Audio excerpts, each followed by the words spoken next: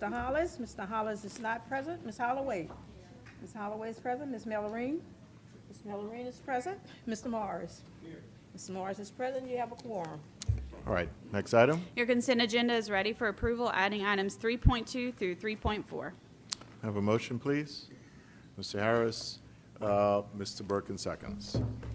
Any objection?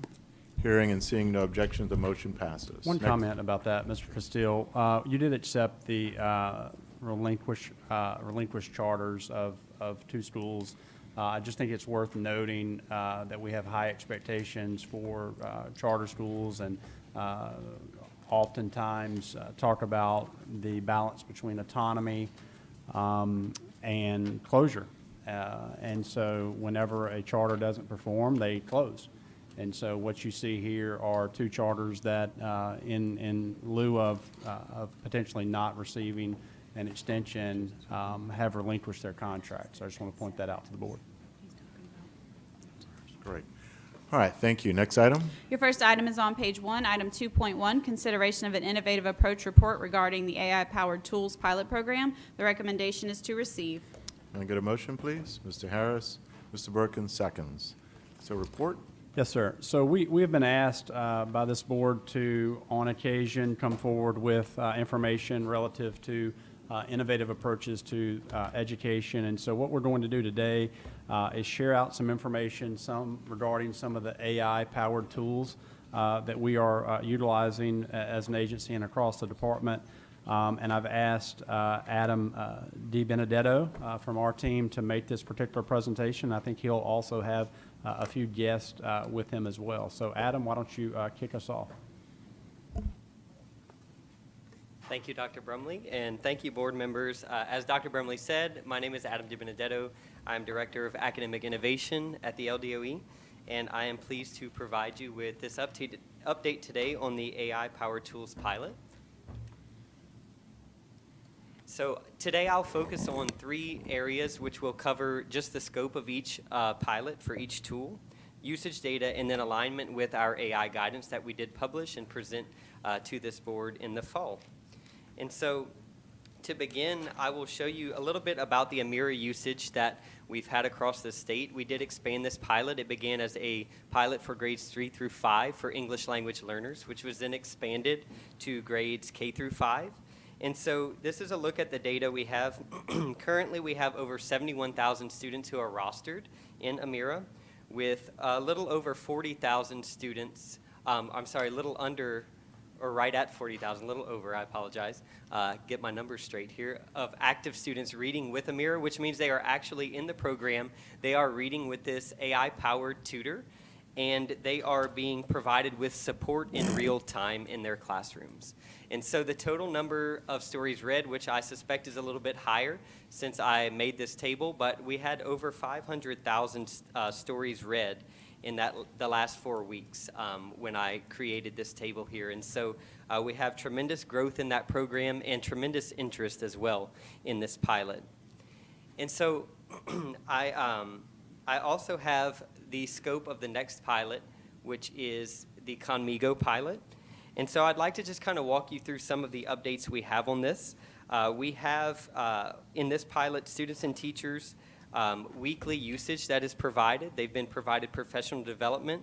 And this is specifically focused on providing high school students with that personalized support in those courses that have end-of-course examination associated with them. And so the most common uses for this tool are also provided. Students' chats are logged, which I know was a major concern with a lot of educators, knowing what students are inputting into this chat with this AI-powered tool. And so this initiative has been very well received, and we have had a lot of interest as well. And I'll show you some more specifics about this specific tool in a moment. But I think it is important to note that in alignment with our guidance that we published in the fall, that we have over 300 teachers who have been provided with professional development before the launch of this tool happened in the participating systems. And on the next slide here, you will see the participating systems in this pilot, which is 11. So we have those systems listed here. And we began with the rostering process, which Khan Academy has a specific process that they follow. It's a 3-step system. And it begins with rostering those students and providing that professional development to those who will be using the program. And so this integrates that AI technology to offer that personalized support, as I said before. And looking at some of the usage, you see some of the numbers here. We have 10,000, around 10,000 who have been rostered. But active students and active teachers seem a little bit low, and so I wanted to give some context and clarity there. Most of the rostering occurred after we had the processes of getting our students rostered.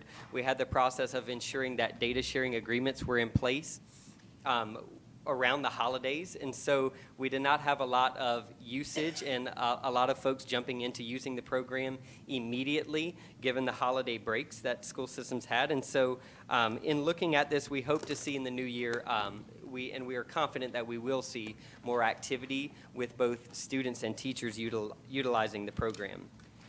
And I just wanted to give you a quick snapshot of what the dashboard looks like for Conmigo. So I've split this into 2 slides. You can see here this is an illustrative example, so these numbers are not specific to any participating system, but you can see it shows the % of students active at a quick glance here, the total number of students active, chats per student given in an average there, and then messages per chat. And so these numbers will help to show whether or not usage is up, down, or exactly how many chats are occurring, how many students are actively using the program. And then this next slide actually shows some of the top activities, which would be side by side with the previous slide, showing whether they are using with an exercise, so meaning maybe the teacher has assigned the student something to complete in this platform, or if the students are looking for tutoring in subjects like math or English.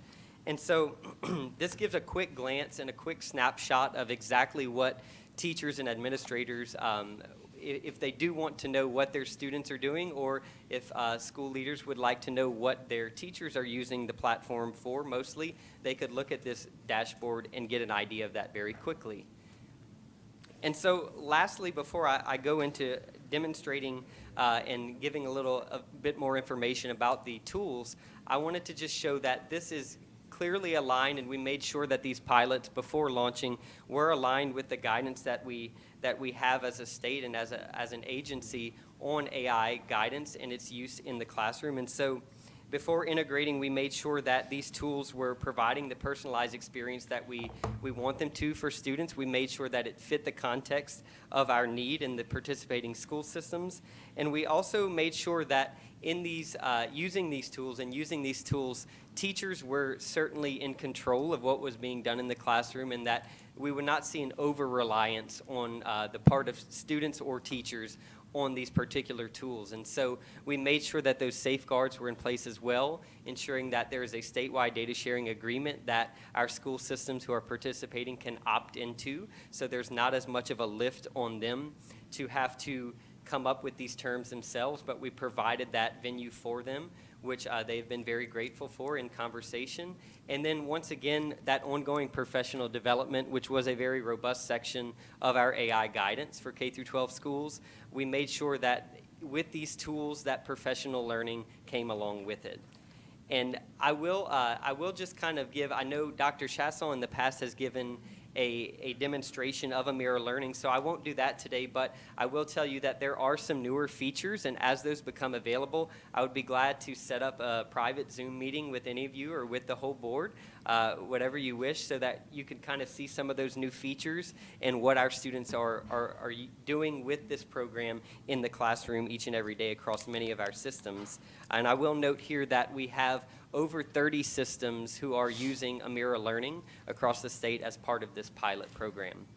And then secondly, I would like to show you a brief video, if I may, of Conmigo. Khan Academy has kindly sent me a video that kind of demonstrates this program so that you could see what high school students are doing in the classroom. Adam, before you key that up, I want to make a comment here around the partnership around Conmigo. I had a conversation with Adam I don't know, 6 months or so ago, and suggested with some of the changes to the high school accountability framework, that we needed to think about additional ways to support those end-of-course assessments, those LEAP 2025 assessments.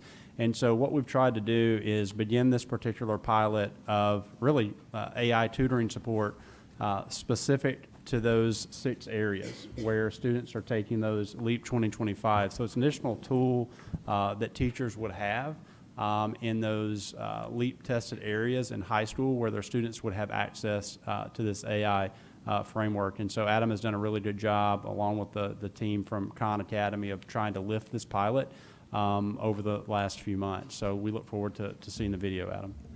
Thank you.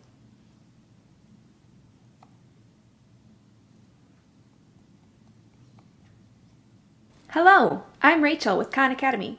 I'm thrilled to demonstrate for you the power of Khanmigo, our AI-powered teacher assistant and personal tutor. At Khan Academy, our mission is to provide a world-class education for anyone, anywhere. We believe that every student deserves access to high-quality learning resources and that advanced technology like artificial intelligence can help make that a reality. Khanmigo's teacher tools, designed specifically for educators, harness the power of AI to support teachers in their vital roles, allowing them to focus on what truly matters, connecting with their students. Khanmigo offers a range of tools that streamline standards-based lesson planning, create differentiated resources, and provide fresh learning experiences. By expediting various tasks, Khanmigo frees up valuable time for teachers, enabling them to engage more deeply with their students. But it's not just about saving time. Khanmigo enhances the learning experience by offering innovative activities that captivate students' attention and foster critical thinking. Khanmigo's AI-driven learner activities provide students with personalized support when and how they need it. For example, students can use TutorMe activities for help with specific questions or to study a range of topics. As you can see, Khanmigo has been designed to keep students focused on learning by ending each response with a follow-up question. This approach allows students to be in control of their learning with a safe and ethical tool. Beyond TutorMe, Khanmigo also supports skill development with tools like Writing Coach, which guides students through the writing process and allows teachers to monitor students' work and intervene when necessary. Teachers also have the opportunity to guide and track student use of AI through the assignable Khanmigo and summarized student chat history features. By assigning select Khanmigo learner activities, teachers can align students' AI interactions with their classroom curriculum. Additionally, Khanmigo assignments with specific directions ensure that students are using the tools with a clear purpose. With Khanmigo, teachers can build stronger relationships with their students. By reducing administrative burdens, educators can dedicate more time to mentorship, encouragement, and personalized support, key elements in nurturing a positive learning environment. At Khan Academy, we are working toward providing a world-class education for anyone, anywhere, and we are thrilled to use artificial intelligence to transform education, making it more accessible, engaging, and effective.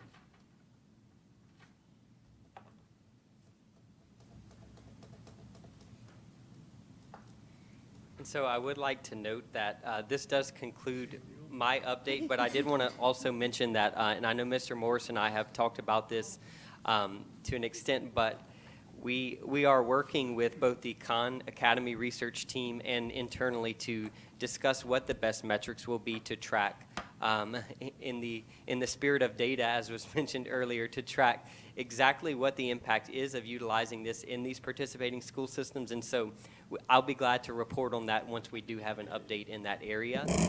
I did also want to mention that we do have representatives, as Dr. Brumley said, from Khan Academy and Amira Learning here today who could also answer some more product-specific questions if you have any.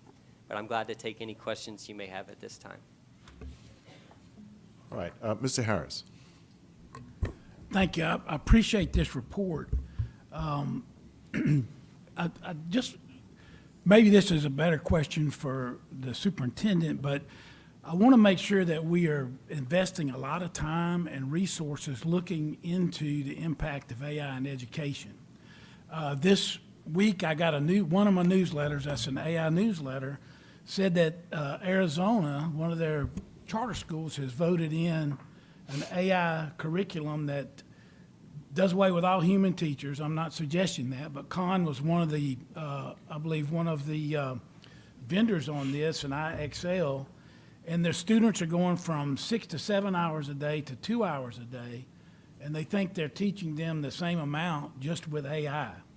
So my point of bringing that up is I want to make sure that we stay ahead on the cutting edge of AI because it's moving so extremely fast. I know in my industry, every day it does something new. And just for instance, just this week at CSC 2025, they announced, NVIDIA announced a new car chip that'll go in your vehicle that does 254 trillion calculations a second. That's incredible. So as this stuff starts really growing, we need to make sure as a state that we stay on the cutting edge of it. Just seeing what Arizona has done, it was kind of controversial. You probably know about this, but it's amazing to me that we're at that point that a state would actually let one of the charter schools go teacherless on AI. So they must be making some really fast progression. And I love that the fact that you reported to us on this, but I want to make sure, Dr. Bromley, that we are really pressing on this new technology that's coming out, because I know in just private sector, it is going so fast, it's hard to keep up with it. Yeah, that's a great point, and unfortunately, I can't tell you we'll stay ahead of it, but we're going to try and stay close to it. Adam, his role didn't exist a year ago, and so we restructured some things just to be able to craft this position so that he can be employed to track this and help move us. Mr. Moore serves on the AI Task Force, or SREB. We've had our own AI Task Force for Louisiana. We've pushed out guidance, and so we're going to do our best to stay on top of it. And I think part of the way that we can do that is to continue to engage with these products, whether it's our work with Amira that we started 2 years ago or some of this new high school work with Khan. But I think you raised an important issue, and we do have to stay on top of it, or it'll pass us by really fast. Yeah, and again, I appreciate the work y'all have done, and this pilot program is great, and I hope we can roll it out everywhere. So, thank you. Yes, sir. Mr. Morris.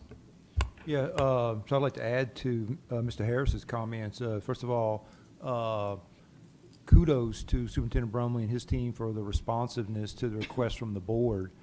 We had asked for at a minimum, once a quarter for the department to bring an innovative approach to education to the board, either something that's being developed, something that's an update on something that's in the field, but we do want to stay, as Mr. Harris said, on the cutting edge. So kudos again to the superintendent and his team, to you, Adam, for following up on that. Just had a couple of really quick questions on this, and then I wanted to follow up again on Mr. Harris's comment. But on the Conmigo, originally I thought it was just for math. I thought it was just for high school. Is it anything beyond high school math? Or I know they have capabilities otherwise, but I wasn't sure what the focus was here. Yes, sir. So it will, as Dr. Brumley said, focus on those high school courses that have the EOCs associated. And so I can also let the con team speak to a little bit more about how they have that that information and all of those databases built out to be able to support in those areas as well. But as you said, yes, I think they would agree here that math is obviously their most robust, as we all know the start of Khan Academy, but it will support in other areas as well. Right, but my question is specific to this pilot. Is the focus of this pilot limited to math, high school math? It is not limited to high school math, no, Okay, sir. it's all the LEAP courses. Okay, cool. Next question was, and I'm confident in the statement, or I want to go ahead and make the point, is that this is a closed loop system, so what's in the classroom stays in the classroom, basically, right? It's not Yes, that is correct. shared elsewhere. It's a closed That is loop correct. system. And then add to, I got feedback from Superintendent Lamont Cole from EBR that their board is going to be considering being number 12 on the list at their meeting next month. So I wanted to share that.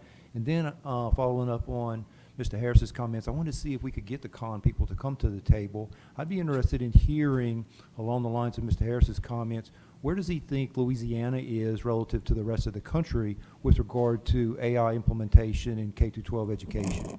Sure. Well, let me do this, Mr. Morris. We've got some comment cards, which include two of the representatives from Khan Academy. If you don't mind me going through the board first, and we'll take them up as well as a representative from Amira. Any other comments or questions from the board? If not, then I'd like to invite up Jason Hovey from Khan Academy, who would like to provide information, wishes to speak. Stacy Johnson, also with Khan Academy. And we have Chantel Cooley with Amira Learning. So if you'd like to make your way up, and just to round out the table, we'll add a fourth person, Ms. Bianca Plummer, and that might help speed up the process. And we'll turn it over to the Khan Academy folks first. Would you introduce yourself by giving your name, and you may begin making your public comments. Yeah, thanks for having us today. My name is Jason Hovey. I'm Director of School Partnerships at Khan Academy. I effectively head up our partnerships with schools, school districts, and states across the country. Some great questions came up already. I will say this partnership's been a few years in the making. I want to go back to December of 2022. Secretary Brumley brought some folks out to our offices in Mountain View, and we had a tremendous session where Cade was really saying, how do we think creatively and have some vision about how to help student math scores in Louisiana? And the timing was great because shortly after that, we launched Conmigo, which was our AI-based student tutor and teaching assistant. Khan Academy usage in Louisiana has been amazing historically. And just to give you a little snapshot, Khan Academy generated about 40 million minutes of student usage over the past 2 years, right? So largely for math. So students in Louisiana have been coming and teachers coming to Khan Academy to get help with math. And then we came up with this pilot about 6 months ago of how could we leverage Conmigo to help students with math and potentially other subjects. The example you brought up is horrible, right? I would say Sal, the rest of the company, using AI with students without teachers is not a good idea. I am actually partnered with the Arizona DOE. We're partnered broadly with the schools there. That is not one of the schools that we support because we don't believe in that, right? We're committed to having teachers use AI effectively and appropriately with their students. And so mandatory with our partnerships is teacher training, right? So that example you brought up is not something we'd support or advocate for. I will say that Louisiana is one of the states, I think, really thinking thoughtfully and leading the charge here, right? The reason our partnership has taken so long to get off the ground is because we both dug into data privacy, data security. What are we doing with that data? What's happening with the data? Because we want to be sure that we're doing the right things here. In Louisiana, the board is very thoughtful about making sure that student data is protected, the data in general is protected. Some states and districts out there are not approaching it the right way, right? So we've been really pleased to see how the DOE has been approaching this with the district. The numbers aren't great, right, as we saw, but that's because we got a late start. We're very committed to having this partnership work for the second half of the year. And as part of that, the original pilot was going to be for this school year. We have committed to extending this pilot at no additional charge for the 25-26 school year because we know that second half of the year might be tight. So we're going to work our best to make sure that we get those engagement numbers up for the rest of this year, but also for next year to show how AI can improve. This is largely focused on students, right, and getting those math scores up, but there is a component here which is helping teachers, right, making teachers more efficient with their time, supporting them with the teach.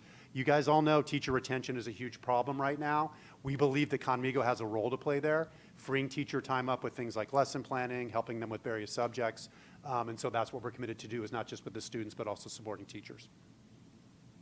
Great, thank you. Ms. Johnson? Good afternoon. My name is Stacy Johnson. I'm Director of Professional Learning for Khan Academy. And I just want to follow up on what Jason said. Although this partnership has been a long time in the making, we're just now getting into these districts. So of the 11 parishes that we're working with, we have 8 of them that just got up and going over winter break. And I actually think that's a really good thing. You know, starting a new partnership in August or September can be really chaotic. The winter break provides a really nice time for teachers to come in, get started. They've had the professional learning from my team, which is 100% educators. I just want to go back to the comment earlier. There is nobody on my team of veteran teachers and administrators that wants to replace teachers. Our mission and our goal is to develop a lifelong love of learning, to create students that have the autonomy to get answers to their questions when they need it, and to really give them the resources that they need to be successful wherever they need them. And that's really what Conmigo is. So in the data that Adam shared a few minutes ago, there's not a lot of activity yet, but that's because the kiddos were on Christmas break, right? So now that they're back, we are fully expecting to see that those kiddos are going to jump in, they're going to be learning, and they're going to be very active. When we think about how students are interacting with AI, we're really working with educators to develop depth of conversation, not a place that students go and get a quick yes or no answer, but really where a place where students can have a dialogue that challenges their thinking, that pushes back on them. So you'll notice in the video that it's always answering students with questions, and that's because we want kids to continue thinking. This isn't a search engine, right? This isn't a one-stop shop where we get something and then we move on. The purpose of Conmigo is to inspire kids, to get them excited, and to keep them learning. Mr. Castillo, if I may, I want to thank Jason and the Con team for the responsiveness that you all have to us, and even being here today. We are trying to solve some of the most complex problems in the country, and I do think, particularly related to some of the end-of-course assessments that we have, this is going to be a tool that I think is going to be supportive to kids and teachers. So we're excited about that. But I want to acknowledge Dr. Armstrong talks sometimes in our conversations about the scaffolding of learning in some of the content areas. And I think that this is really going to help with that as well, Dr. Armstrong. So I want you to know that we're on top of it with that as well. But Jason, you and the team, you've been great to work with, and appreciate the way in which you all have responded to us around the privacy concerns we have for our students too. Great, thank you. Ms. Cooley? Mr. Chair. Hi. Sorry, Go excuse me. Could I have some more questions for these Absolutely, guys? go right ahead. Yeah, so I have two questions for you. The first one, according to the data here, you guys have trained 22 teachers so far with this project. I'm curious what the feedback has been from the teachers, because I know it's something new, it's new technology, sometimes that doesn't draw people immediately. So I'm really, I have no idea what the profile looks like for these teachers, but I'm just curious, could you give us a little sense of how that's been going? Absolutely. So actually, updated statistic, we're just over 300 teachers now trained from these 11 parishes. That's just all happened in the last few weeks. And there's a lot of unknown when it comes to AI, not only for us, but for teachers. Teachers often come into these trainings not knowing what to expect, not knowing how this is going to impact their workday. But the feedback that we've received has been very positive. One of the things we always start by doing is showing the teachers how this will give them time back. Our #1 goal and mission is to get teachers more time with their students. So we start by showing teachers how to make their lesson planning more efficient, how to more efficiently engage students, how to more efficiently differentiate instruction for all learners. And that kind of opens the door for them, right? Because they can see, hey, these are the things I'm doing already. Now I can do them a little bit faster, which means that I can sit at the table with my kids that need me more. And that's where we want them. So starting with that has been very positive, and then working with teachers to understand how Conmigo can support them and how they can get data from those interactions. It's really interesting to work with teachers that can see not only are my students interacting and having a dialogue with Conmigo, but I can see everything that they're saying, which means that I have a lens into their thinking process, how they're learning. So it's really a formative assessment along the way also. So the feedback has been very positive, and we're actually looking forward to more trainings in the coming weeks. Great, thank you. And just a little data point there, sort of the anecdotal data we've seen from our partners is it's giving about 10 hours of teacher time back per week, right? We have Wow. our partner districts in California that are now using that as a recruiting tool to Wow. basically say, I'm going to give you 10 hours of your life back that you can use to actually teach with your students and free you up to do other stuff, right? And so in that world of overwhelmed teachers feeling overburdened, taking 10 hours of time off their plate is amazing. I think that speaks really well to these efficacy conversations we've been having, so appreciate that. My second question, this might be stretching a bit, but I'm really interested in the math standards review in Louisiana this year. And what I've seen so far with regard to AI implementation is that there are a number of states that have developed, including Louisiana, AI guidelines going into the school year. So kudos again to Superintendent Brumley and his team for getting ahead of that. Yep. But I haven't really seen anybody yet or heard about any intent to develop AI standards. So my thought is that AI is coming. It's a positive. We're going to have to deal with it if you like it or not. But it is a positive, and you want to get on the bandwagon ASAP. So having said all that, my thought is that we should be integrating AI into the standards. So whether it be math or ELA or whatever, and at whatever grade level, then students should have some exposure to the AI concept at the appropriate grade level. And the only way you're going to do that, in my mind, sure that you're going to do that, in my mind, is if you integrate it into the standards. Have you guys got any experience with anybody else in that conversation? And then what are your thoughts about taking that approach? Yeah, so there's a lot of work to be done along that across the nation. We are part of an initiative that's working on developing some AI literacy standards that are not to be pushed out or mandated, but are to be available for states to consider as part of what you're talking about. We very much believe in, as part of our professional learning, similar to how we approach instruction for like an English language learner, that's not done in isolation. We want to do it in context, in conjunction with the curriculum and the standards.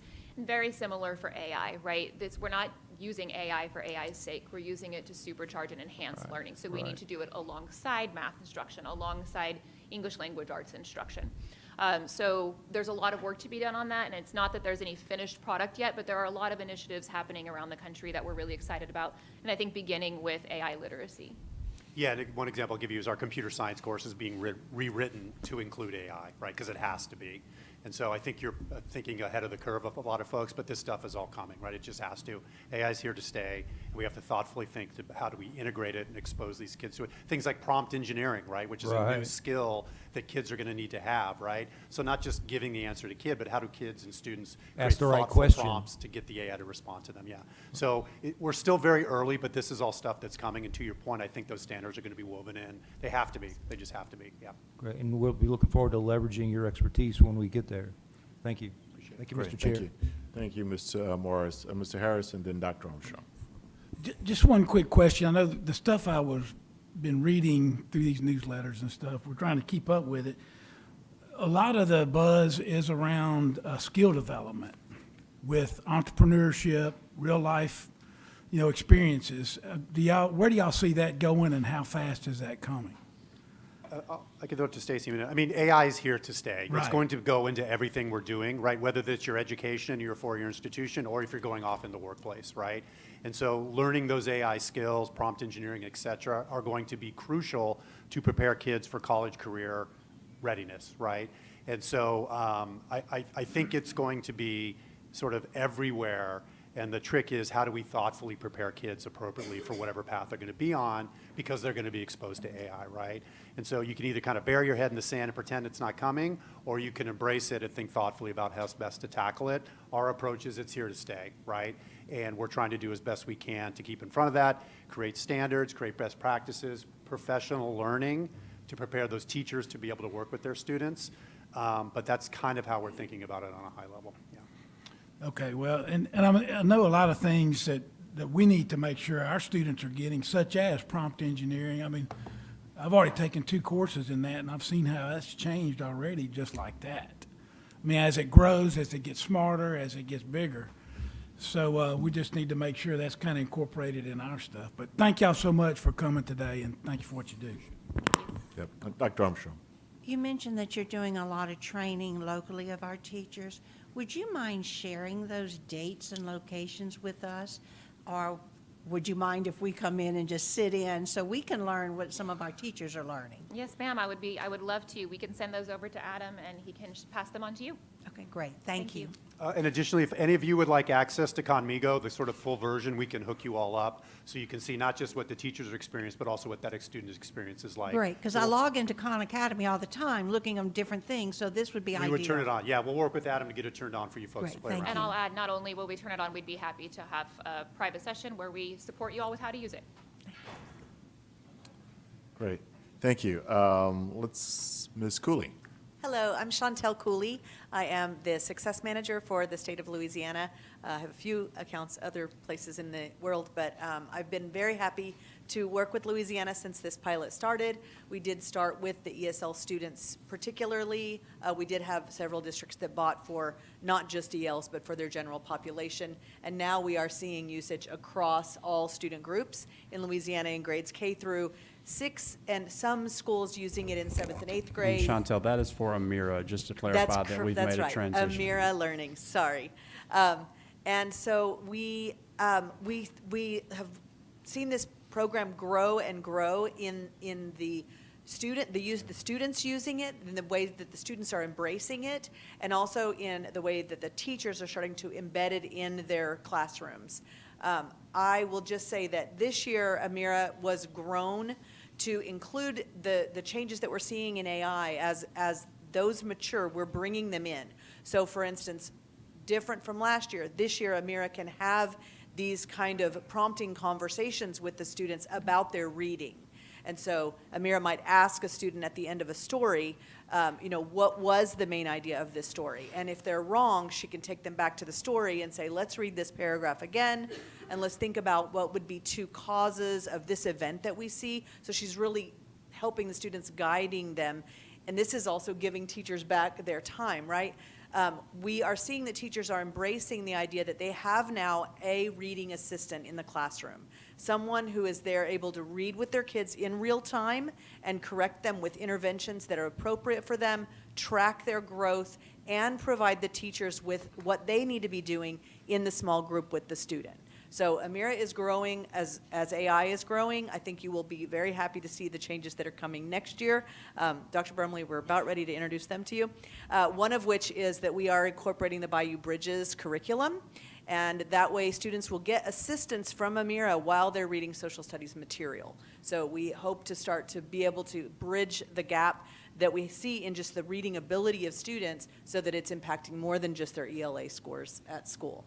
I'll pause there and see if anybody has any questions. Any questions for Ms. Cooley? I have a comment. So whenever we pushed on the Amira team around the fact that teachers needed more support, they needed more coaching, hands-on coaching, they sent Chantel to us, and in fact, Chantel ended up buying a house in Louisiana and is living here now to support I'm living teachers. in my camper. It's in the parking lot. And I'm at every school in this state in my camper. Yes, to support teachers in our state. So again, thank you to the Amira team for that. Yeah, it's been great. Thank you all. And I brought Ms. Plummer. We've been working together in EBR. Oh, perfect. Ms. Plummer? Hello, can y'all hear me? Okay, I am Bianca Plummer, and I am with EBR's Division of Literacy.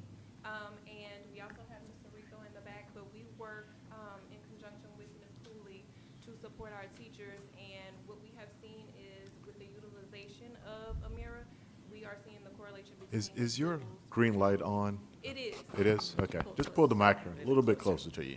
We are seeing the correlation between the DIBELS proficiency. So we're seeing some growth in our first grade students and their proficiency in the DIBELS assessment. And that is because the teachers are utilizing the reports from Amira. So they are able to put the students into small groups and work with Amira, and then they're using the actual reports from the data that they get. And they're able to use that to make sure that they are giving targeted, specific instruction to the students. Yeah, and I'll just mention, we do have an ongoing study. Results will be out soon on the efficacy of Amira against state testing and against DIBELS scores. But we did run some preliminary, just this year, data on EBR students before this meeting. And what we found was that students who had read at least 50 stories this school year so far had double the growth of students who had read less than 50 stories with Amira. Great. Thank you. Thank you all for Mr. Morris. Yeah, coming back again. Yeah, so I had asked Mr. DiBenedetto earlier how the state was going to approach assessment of the Conmigo tool. And I'm hearing that you guys have already done that with Amira, drawn a correlation between the Amira participation and the DIBELS scores and the state testing. So I'm assuming you guys are going to be able to come back to us at some point in time and share us the results of those correlations? Absolutely. I'm speaking to the EBR Yes. representative there, Ms. Plummer. Yes, Mr. Rico is our mastermind behind that, and he's going to put all that together, and he works with our division. So ESL and the Division of Literacy work closely, and yes, we can definitely come back and We'll share that definitely be information. looking forward to having those conversations with Superintendent Cole. Yes. Thank you. Mr. Rico also has a card, and if he wishes to comment, he supports, well, he wishes to speak and maybe provide additional information. You're welcome to come up if you would like.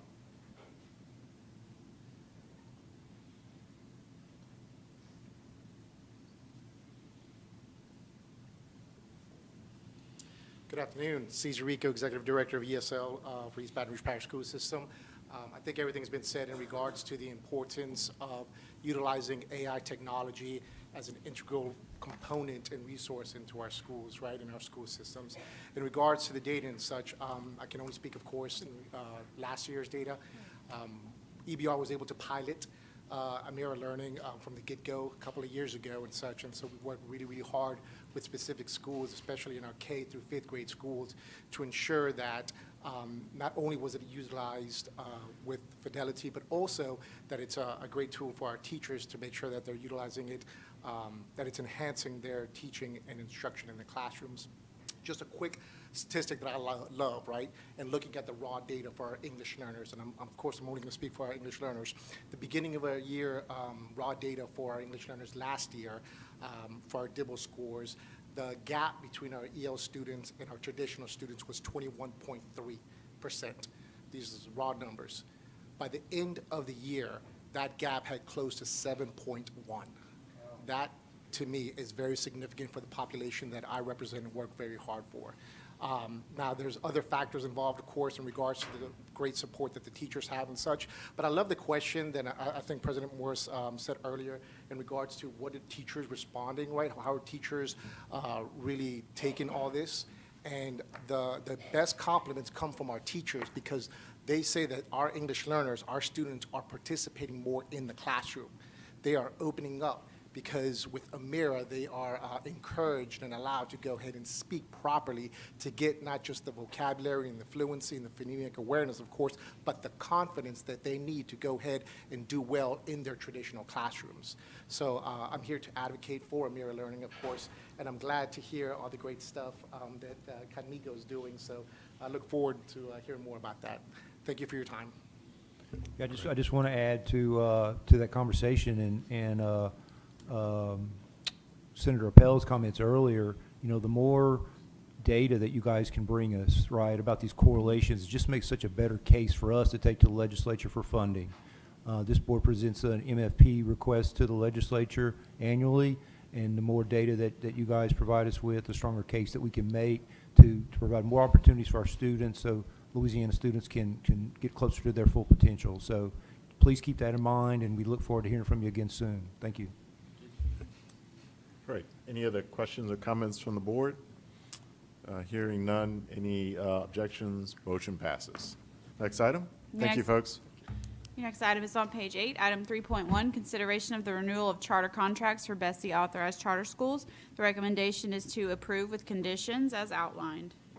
All right, may I get a motion? Dr. Armstrong, Mr. Harris seconds. Mr. Superintendent, any comments? No comments. Any objections to the motion? Motion passes. Next item. Your next item is on page 51, item 4.1, consideration of overview presentations and public input regarding Type 5 application proposals submitted in response to the Type 5 charter school request for applications. The recommendation is to receive, and additional backup has been distributed. All right, may I get a motion to receive? Mr. Harris, Mr. Morris. All right. So, Mr. Castile, this is an item where we have been trying to solicit additional operators to work with us on our RSD work. And so we actually have Mr. Kevin Teasley here with us, who oversees Geo Academies, who's been a good partner with us for several years. And we appreciate all that he does and operates some high-quality schools. And he's just here to give a presentation on the school that we might be asking for you guys next month to consider as an approved operator. And so, Mr. Teasley, if you wouldn't mind, give us an update on your model and what you've been doing here in Louisiana. Speak up a little louder and directly into the microphone. Is that better? A little bit, but little might be bit. the microphone. Well, as Dr. Brumley said, I'm Kevin Teasley. I'm the founder of Geo Academies. We've had the honor of serving Baton Rouge families since 2013. Former Superintendent John White invited us. We opened our first school in 2015 on Platte with 150 students. A couple of years later, Superintendent White asked us to look at a failing school in Mid-City on Lobdell. It had earned 3 Fs in a row. We took a look at it and looked at our own staff and our own abilities and our bench, and we believe we could take it and turn it around. This year, it received a B letter grade, and it's consistently a top gains school, considered by the state as a top gains school. It was a tough job turning it around. We took it from a declining enrollment from 600 down to 400. When we took it at 400, it is now at 700, roughly, and a top gains. How did we do this? We have a presentation here, but I do want to share that a couple of things that are very important that are not in the presentation. That is, we hire local. We also train local. And we also retain local. Our retention rate is roughly 80%, which I'm told by New Schools Baton Rouge is one of the best in the city for our staff and our leaders. So many of our leaders who started with us back in 2015 are still with us. So we do have 2 other schools in Baton Rouge. We have Next Gen High School, Geo Next Generation High School, and we also have Geo Prep on Sherwood. All 3 schools received a B this year, which I like to share because it talks about consistency across the board. Clint Eby is with us, and he does have our presentation. I'd like to share it. Yeah, good afternoon. Clint Eby, Executive Director of Strategic Development with GEO. I'll move through quickly because I know time is precious. But our mission at GEO is to empower students to accelerate their academic pathways. We really have 4 pillars to our model. One is an early college immersion program. When we graduated our first class of seniors 3 years ago, we had 6 students who graduated with an associate's degree at the same time. This year, we will graduate our 3rd cohort, and we will have over 20 students graduate with an associate's degree at the same time. And one of the things I'm proud of there is it really shortens the time span between input of student work and achievement and getting them to see that the achievement is a lot closer than originally told. Another part is the TAP development system. We are deeply rooted in TAP and have shown results there with the teacher development and training. A rigorous curriculum and effective instruction. You can't have great schools without great teachers. And as Kevin said, we spend a lot of time and effort in training and development of our teachers, and it shows in our retention. And then, of course, family and community partnerships.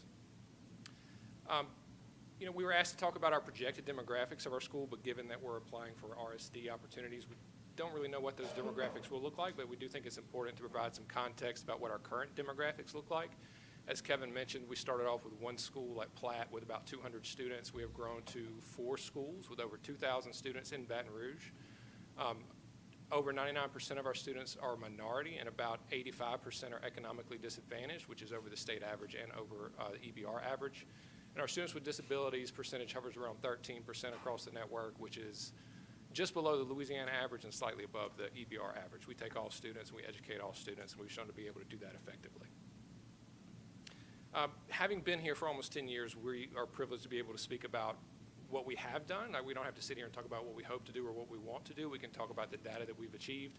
So a couple of quick highlights. All of our schools across Louisiana have shown significant gains in SPS since COVID. We have the top 3 highest schools in our K-3 literacy rates per DIBEL scores. All of our academies in Baton Rouge are B-rated. While we do have 4 schools, 3 of them have an SPS. All 3 of those are B-rated. We have the 2nd highest increase in proficiency rates in ELA and math from Baton Rouge year over year from 23 to 24. We are outperforming the local districts, and we are the 2nd highest performing high school amongst the comp group of schools that are not magnet programs.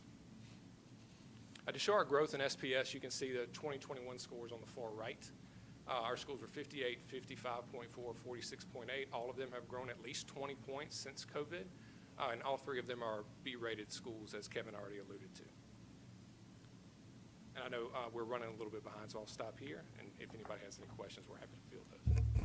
Just a point of clarity again, we're not asking for approval, denial, anything. We're just, this is the time in which they give a presentation about their model.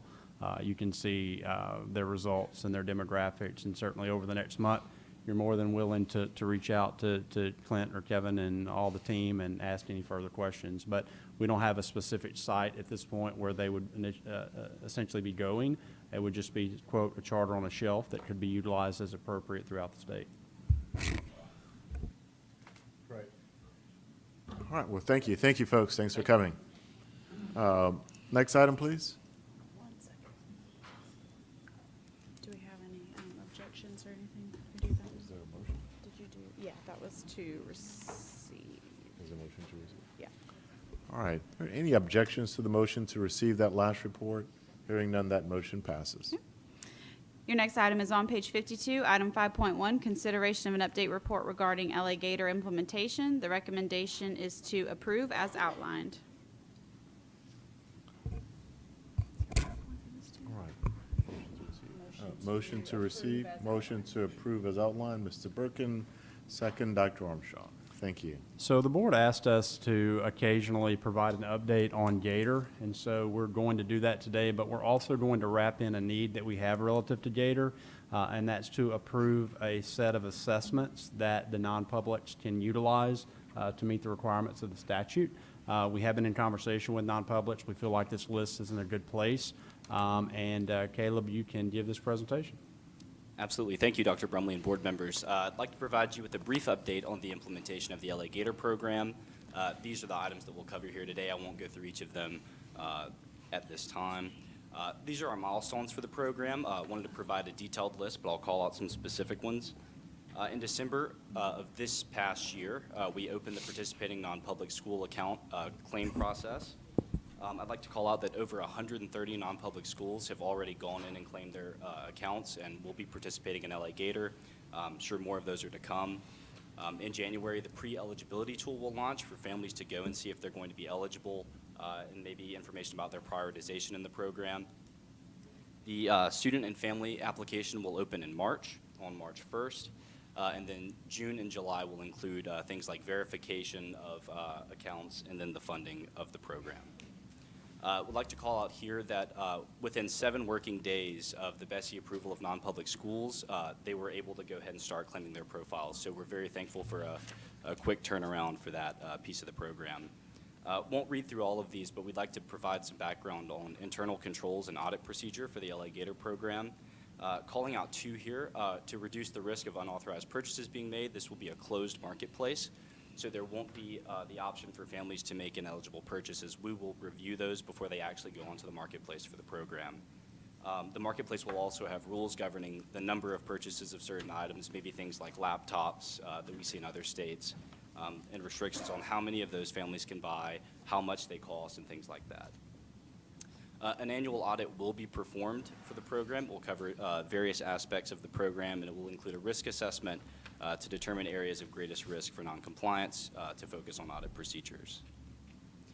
We're currently working with working individually with school systems, vendors, non-public schools, and providers to ensure timely onboarding. We have information here about toolkits and resources that we'll provide with them.